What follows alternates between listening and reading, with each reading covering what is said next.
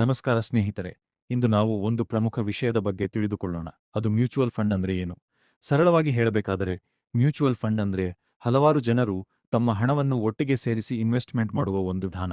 ಉದಾಹರಣೆ, 100 ಜನರು ತಲಾ ₹1,000 ಹೂಡಿಕೆ ಮಾಡಿದರೆ ಒಟ್ಟು ₹1,00,000 ಆಗುತ್ತದೆ. ಈ ಹಣವನ್ನು ಒಂದು ಪ್ರೊಫೆಷನಲ್ ಫಂಡ್ ಮ್ಯಾನೇಜರ್ ಮ್ಯಾನೇಜ್ ಮಾಡುತ್ತಾರೆ.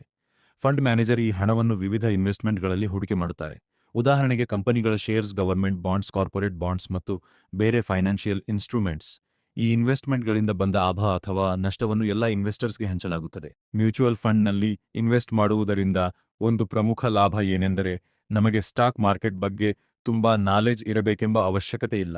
ಯಾಕೆಂದರೆ ಪ್ರೊಫೆಷನಲ್ ಎಕ್ಸ್ಪರ್ಟ್ಸ್ ನಮ್ಮ ಹಣವನ್ನು ಮ್ಯಾನೇಜ್ ಮಾಡುತ್ತಾರೆ. ಇನ್ನೊಂದು ಲಾಭ ಏನೆಂದರೆ ನಮ್ಮ ಹಣವನ್ನು ಒಂದು ಕಂಪನಿಯಲ್ಲಿ ಮಾತ್ರ ಇನ್ವೆಸ್ಟ್ ಮಾಡದೆ ಹಲವಾರು ಕಂಪನಿಗಳಲ್ಲಿ ಇನ್ವೆಸ್ಟ್ ಮಾಡುತ್ತಾರೆ. ಇದರಿಂದ ರಿಸ್ಕ್ ಕಡಿಮೆ ಆಗುತ್ತದೆ. ಮ್ಯೂಚುವಲ್ ಫಂಡ್ನಲ್ಲಿ ನಾವು ಎಸ್ಐಪಿ ಮೂಲಕ ಕೂಡ ಇನ್ವೆಸ್ಟ್ಮೆಂಟ್ ಮಾಡಬಹುದು. ಎಸ್ಐಪಿ ಅಂದರೆ ಸಿಸ್ಟಮ್ಯಾಟಿಕ್ ಇನ್ವೆಸ್ಟ್ಮೆಂಟ್ ಪ್ಲಾನ್, ಅಂದರೆ ಪ್ರತಿ ತಿಂಗಳು ಸ್ವಲ್ಪ ಸ್ವಲ್ಪ ಹಣ ಇನ್ವೆಸ್ಟ್ ಮಾಡುವ ವಿಧಾನ. ಉದಾಹರಣೆಗೆ ₹500, ₹1,000, ₹2,000 ಹೀಗೆ ನಮ್ಮ ಬಜೆಟ್ಗೆ ತಕ್ಕಂತೆ ಇನ್ವೆಸ್ಟ್ಮೆಂಟ್ ಮಾಡಬಹುದು. ಲಾಂಗ್ ಟರ್ಮ್ನಲ್ಲಿ ಮ್ಯೂಚುವಲ್ ಫಂಡ್ಸ್ ಮೂಲಕ ವೆಲ್ತ್ ಕ್ರಿಯೇಟ್ ಮಾಡುವುದು ಸಾಧ್ಯ.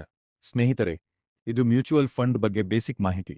ನಿಮಗೆ ಈ ಮಾಹಿತಿ ಇಷ್ಟವಾದರೆ ವಿಡಿಯೋಗೆ ಲೈಕ್ ಮಾಡಿ ಮತ್ತು ಚಾನೆಲ್ ಸಬ್ಸ್ಕ್ರೈಬ್ ಮಾಡೋದನ್ನು ಮರೆಯಬೇಡಿ. ಧನ್ಯವಾದಗಳು.